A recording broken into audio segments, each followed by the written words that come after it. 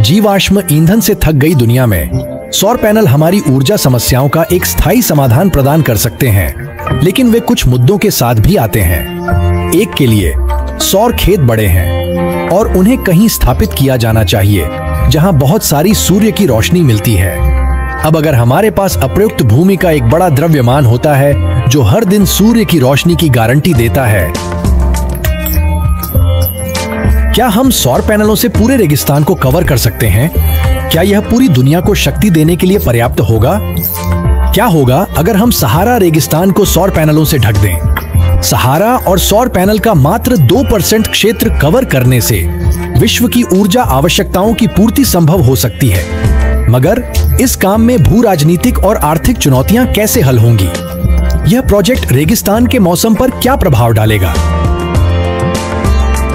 सौर फार्म आमतौर पर पर्यावरणीय परिवर्तन को स्थिर रखने की दृष्टि से बनाए जाते हैं, परंतु सहारा में इसकी स्थापना कुछ नए परिवर्तन ला सकती है। यदि हम रेगिस्तान के फर्श को विशाल सौर पैनलों के साथ लाइन करते हैं, तो यह क्षेत्र में वर्षा को दोगुना करेगा और वनस्पति कवर को लगभग 20% तक बढ़ाएगा। यह थोड़ा अविश्वसनीय लगता है। खैर, मुझे समझाने दो। सहारा रेत असामान्य रूप से हल्का है, जिसका अर्थ है कि यह बहुत सारे प्रकाश और गर्मी को वापस हवा में प्रतिबिंबित करता है। रेत को गहरे सौर पैनलों से ढांकने पर सूर्य की अधिकता सोखी जाएगी, जिससे तापमान वृद्धि होगी। वहां गर्म हवा का उदय होता है जहां ठंडक हो, और वही नमी संघनित होकर वर्षा के रूप में गिरती है। संभव है कि एक चरम जलवायु एक बड़े बदलाव से गुजरे।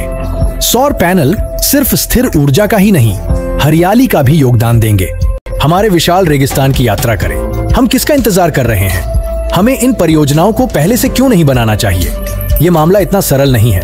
ये सच है कि दुनिया को संचालित करने के लिए पर्याप्त ऊर्जा उत्पन्न करना उत्कृष्ट होता है, परंतु आपको यह भी विचार करना होगा कि आप इसे सभी तक कैसे पहुंचाएंगे।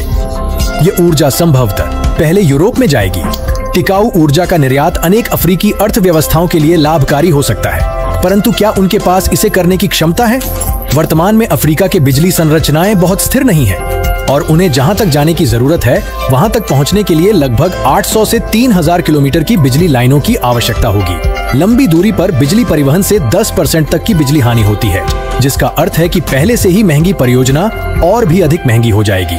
और ये सारा पैसा कहां से आएगा? अफ्रीका काफी अस्थिर सरकारों का घर है। जिस तरह की सरकारें इस तरह की बहु अरब डॉलर की परियोजनाओं के निवेशकों के साथ कुछ बड़े लाल झंडे उठाएं, इसके ऊपर ये एक दीर्घकालिक परियोजना होगी, इसलिए बहुत सारे चलती भागों होंगे।